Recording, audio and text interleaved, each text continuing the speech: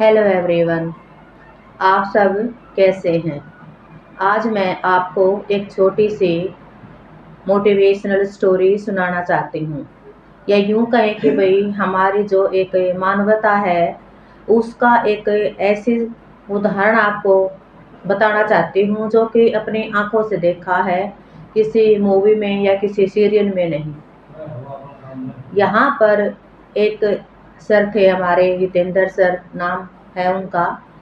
उन्होंने अपना एक कोचिंग सेंटर खोला हुआ था। तो कोचिंग सेंटर खोला हुआ था, उनके पास एक लड़का आता है और उनसे कहता है कि सर मैं पढ़ना चाहता हूँ, लेकिन मेरे पास फीस नहीं है, यानी कि पैसे नहीं हैं। मेरी जो मम्मी है वो एक्सपायर हो गई है और मेरे पापा ने दूसरी शादी कर ली, तो मैं आपकी फ़ीस नहीं दे सकता। तो सर ने कहा कि बेटा कोई बात नहीं, आप अच्छे तरीके से मेरे पास पढ़ लो, मुझे फ़ीस की आपकी ज़रूरत नहीं है। इतना बड़ा, यानी कि कहेंगे हम कि सर ने उस बच्चे का साथ दिया। बात यहीं तक ख़त्म नहीं हुई। थोड़े टाइम के बाद जब सर ने ये देखा कि इस बच्चे के अंदर कुछ करने की एक अलग लगन है, ये कर सकता है, तो इसको एक सपोर्ट की ज़रूरत है। तब सर ने उसको अपने पास बुलाया और कहा कि बेटा आप मेरे पास अगर रहना चाहते हो तो रह सकते हो, और फिर मेरे साथ ही आपको कोचिंग भी आना होगा और घर में भी साथ में पढ़ना होगा। तब उस लड़के ने कहा, उस लड़के का नाम नवीन है। उसने कहा कि ठीक है सर, मैं आपके साथ रहना स्टार्ट करता हूँ। तब वो लड़का, मतलब छोटी एज थी उसकी, यानी कि वही होगा 19 या 20 साल की एज रही होगी। उसके बाद जब वो सर के पास रहना शुरू करता है तो सर ने उसकी जो आगे की स्टडी है वो भी कंप्लीट करवाई। और उसके बाद धीरे धीरे करके उस लड़के ने इतने अच्छे तरीके से अपनी तैयारी शुरू कर दी कि आज वो लड़का दिल्ली में एक सरकारी टीचर लगा हुआ है, यानी कि गवर्नमेंट जॉब है आज उसकी। और उसके बाद जो हमारे सर हैं जिन्होंने इतनी बड़ी उनकी हेल्प की है, तो वो भी आज एक हरियाणा के अंदर एक रेपुटेड जो पोस्ट हमारी होती है, यानी कि आज वो एसडीएम बने हुए हैं। मतलब क्या है भाई, कि अगर हमारा किसी का थोड़ा सा साथ या सहारा देने से किसी एक की भी हम लाइफ अगर बना सकते हैं, तो हमारा जो जीवन है वो बिल्कुल सफल हो जाता है। अब हितेंद्र सर ने जो उस लड़के के लिए किया है, क्या कभी भी वो लड़का भूल पाएगा?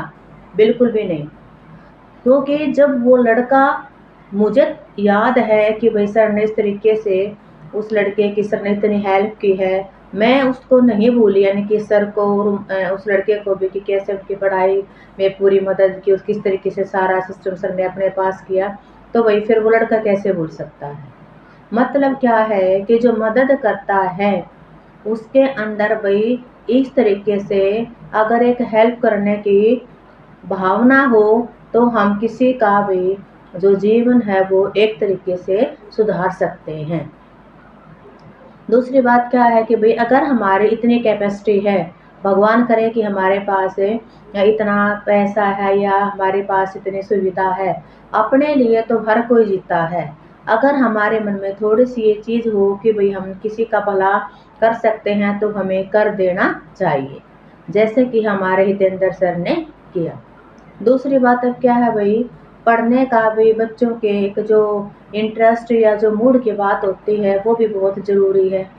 अब जो बच्चे मजदूरी का काम करते हैं, उनके पास भाई कोई भी यानी कि कहेंगे साधन नहीं होते पढ़ाई करने के लिए।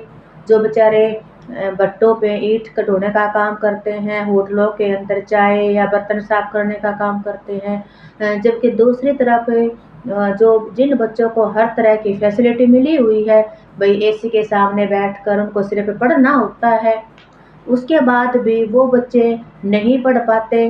क्यों? क्योंकि उनके अंदर वो जुनून ही नहीं है, या उनके अंदर पढ़ाई के प्रति कोई इंटरेस्ट ही नहीं है। तो इसलिए अगर हमारे पास इतनी किसी भी तरह की हम क्वालिटी रखते हैं, चाहे हम मदद कर पाए किसी के पैसे से, या भाई जो भी हम मदद कर सकते हैं उससे, अगर हम एक लाइफ को या एक जीवन को हम सुरक्षित रख सकते हैं, तो ये हमारा इस पूरी ज़िंदगी का सबसे बड़ा पुण्य है। फिर हमें कहीं भी हरिद्वार में या कहीं भी गंगा में कहीं भी जाने की इतनी बड़ी ज़रूरत नहीं रह जाती, अगर हम किसी का इस तरीके से काम आ जाएँ तो। आज के लिए इतना ही। थैंक यू बेटा, हैव ए नाइस डे।